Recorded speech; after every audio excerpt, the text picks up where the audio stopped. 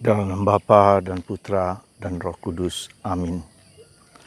Allah Bapa di surga, kami mengucap syukur dan terima kasih bahwa Engkau mengajar lewat Putramu Yesus bahwa kebahagiaan sejati bersama Engkau harus kami lewati dengan penderitaan, dengan salib, dengan pengosongan diri, dengan korban yang harus kami miliki, yang harus kami persembahkan. Karena itu ya Bapa, Putramu sendiri telah memberikan contoh itu kepada kami. Semoga kami mau meneladan, mau mencontoh kehidupan Yesus demi kebahagiaan banyak orang, demi Kristus Tuhan dan pengantara kami. Amin. Para saudaraku yang terkasih dalam Kristus, di sekitar biara saya di Giripurno Bumi Aji Batu, ada banyak pohon kelengkeng, pohon mangga dan alpukat yang dikerat. Jadi batangnya itu sebagian dari kulitnya harus dikerat, ya, ditanggalkan melingkar. Ada juga yang dicacah, ya, dengan parang, lalu di badan batang pohon itu dicacah-cacah dan seterusnya, seperti disakiti. Ternyata apa? Ternyata perbuatan seperti ini justru membuat pohon itu berbuah. Menarik saudaraku terkasih, ketika mengamati bagaimana petani harus berbuat mencacah pohon itu, batang pohon itu. Dan buahnya, lengkeng, alpukat, mangga menjadi banyak, melimpah. Saya mau mengambil ilustrasi ini sebagai contoh bagi kita bahwa ketika kita ingin berbuah banyak, menghasilkan buah yang melimpah, tidak ada cara lain kecuali bahwa kita belajar berkorban. Ya. Kita belajar mempersembahkan korban-korban yang harus kita lakukan. Ya. Katakanlah Injil hari ini mengatakan kalau kamu tidak membenci bapak ibumu, bahkan nyawamu sendiri, kamu tidak layak menjadi muridku. Sebetulnya kita semua tahu sabda Yesus yang demikian ini. Kita tahu semua. Tapi kita juga tahu betapa tidak mudahnya untuk menyangkal diri, untuk mati terhadap diri sendiri, untuk mengalahkan diri sendiri, bukan yang gampang. Ya. Karena itulah maka Yesus, sungguh sebetulnya kata-kata Yesus sangat keras, ya. Sangat keras. Kalau kamu tidak menyangkal dirimu sendiri, kalau kamu tidak mati terhadap dirimu sendiri, maka kamu tidak layak menjadi muridku. Saudaraku yang terkasih dalam Kristus, kita semua yang mendengarkan ini pasti tahu bahwa kita adalah orang Katolik. Mungkin kita juga setia, setiap hari berdoa rosario, kita meluangkan waktu untuk hening, untuk diam, untuk berdoa. Kita lakukan apa yang menurut kita terbaik. Tapi pertanyaannya bukan sekedar seperti itu. Ya, pertanyaannya apakah saya setia, itu udah langkah yang bagus, langkah yang luar biasa. Tapi yang lebih dalam, apakah aku bertobat? Ya. Tentu kita bisa menjawab hidupku baik-baik saja. Ya. Hidupku tidak jahat-jahat amat. Ya. Aku sebetulnya sudah bertobat juga. Nah, mungkin pertanyaan ini benar, jawaban ini benar, tetapi Yesus mengatakan kamu ketika bertanya kepada orang kaya itu, ya, saya sudah menjalankan 10 perintah Allah. Dan Yesus mengatakan juallah. Juallah segala sesuatu harta milikmu dan ikutilah aku. Lalu dia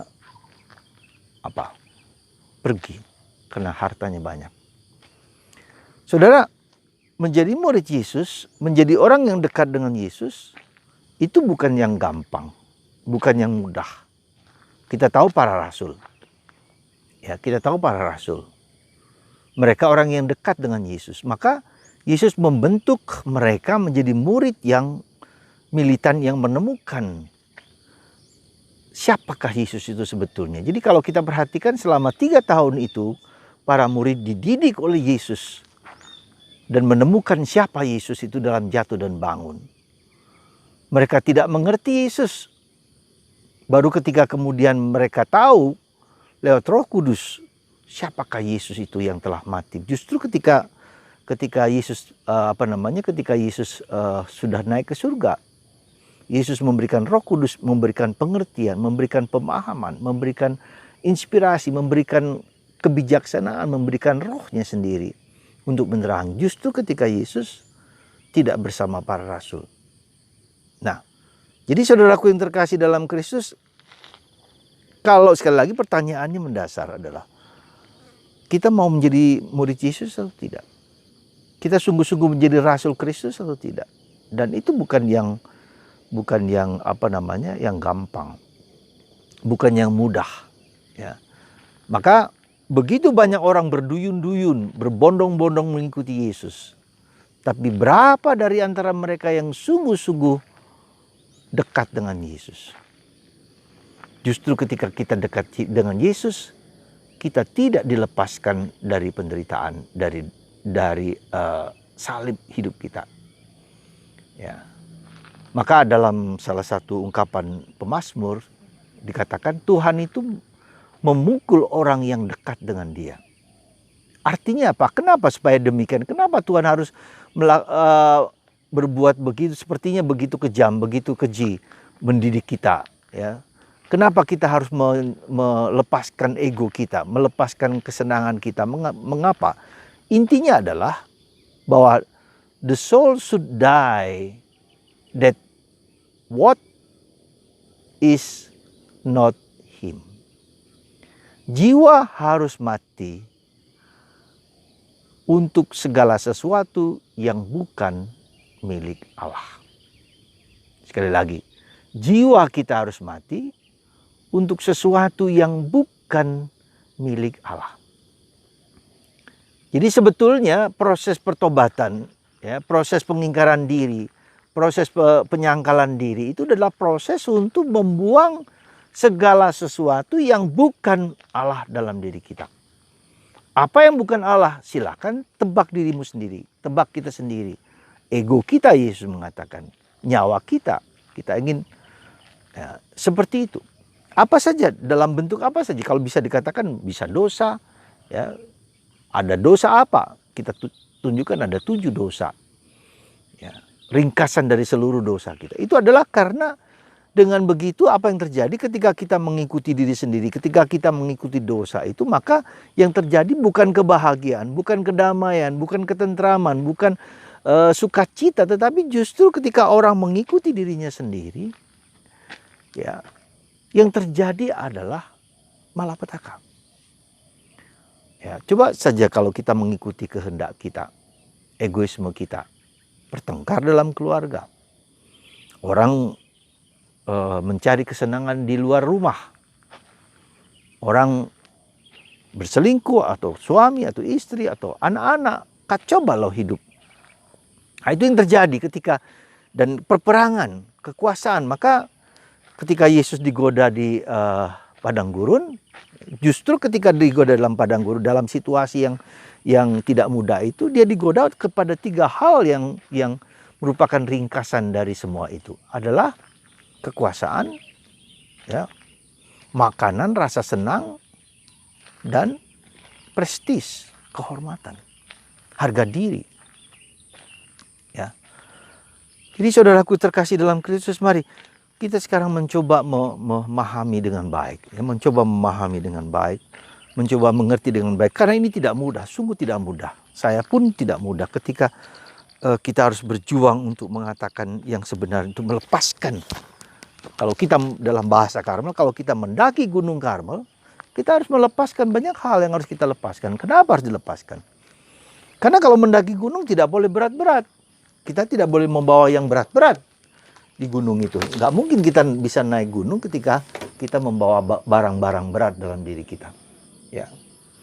Jadi sekali lagi saudaraku, kesadaran untuk bertobat, kesadaran untuk melepaskan segala kesenangan, keinginan itu bukanlah yang gampang. Kenapa justru ketika anak yang hilang itu kembali kepada Tuhan, karena dia ilusinya tentang kebahagiaan, kedamaian itu dihancurkan lewat penderitaan itu. Karena itu seringkali penderitaan kita itu mau menghancurkan ilusi-ilusi tentang kebahagiaan, tentang kedamaian, tentang kemuliaan itu. Ilusi kita dihancurkan, kita berada dalam titik zero. Nah, karena itulah maka kita dihadapkan dengan apa? Dihadapkan dengan realitas, ya, realitas diri kita yang sesungguhnya. Ya, realitas diri kita yang sesungguhnya.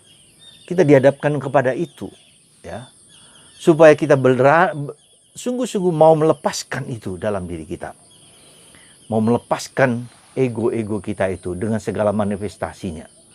Saudaraku yang terkasih dalam Kristus, semoga dorongan untuk bertobat itu tahu bahwa kita berada dalam titik zero. Dalam titik zero itulah ketika kita menghadapi masalah problem yang begitu berat, sebetulnya itu undangan bagi Tuhan, dari Tuhan, supaya kita belajar melepaskan diri kepada Tuhan. Jadi mempersembahkan diri kita kepada Tuhan, dan Tuhan yang yang mengubah hidup kita.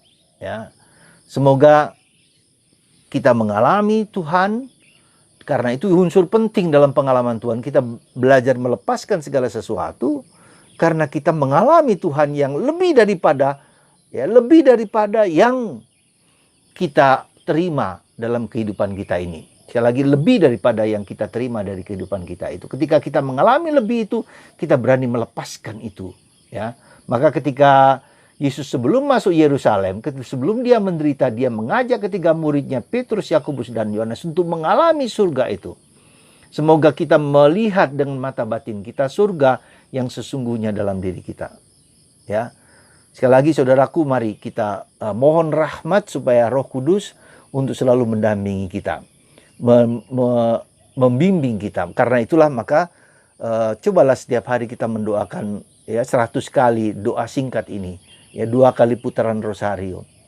Yaitu apa? Datanglah Roh Kudus, datanglah Roh Kudus, datanglah. Terus diulang, jadi biji-biji itu diulang dengan diganti dengan datanglah Roh Kudus, datanglah Roh Kudus, sampai kemudian nanti Roh Kudus berdoa untuk Anda dan membimbing Anda dan membuka misteri Allah yang tersembunyi bagi kita, ya, bagi semua orang. Dan itu karena hanya Roh Kudus. Sekali lagi, Tuhan memberkati Anda dan memuatkan kita semua supaya kita dapat mengenal dengan mata batin kita keselamatan itu. Kita diberi roh hikmat, kita diberi pernyataan Allah, wahyu tentang Allah yang benar. Iman kita membutuhkan pengorbanan. Tanpa itu tidak akan terjadi proses, ya, yang dalam diri kita. Tuhan memberkati Anda semua, menguatkan Anda, karena Tuhan mengundang Anda untuk masuk lebih dalam, untuk menjadi rasulnya, bukan hanya orang yang berbondong-bondong mengikuti Yesus, sehingga pada akhirnya menghujat Yesus, ya, meninggalkan Yesus. Tuhan memberkati Anda semua dalam nama Bapa dan Putra dan Roh Kudus. Amin.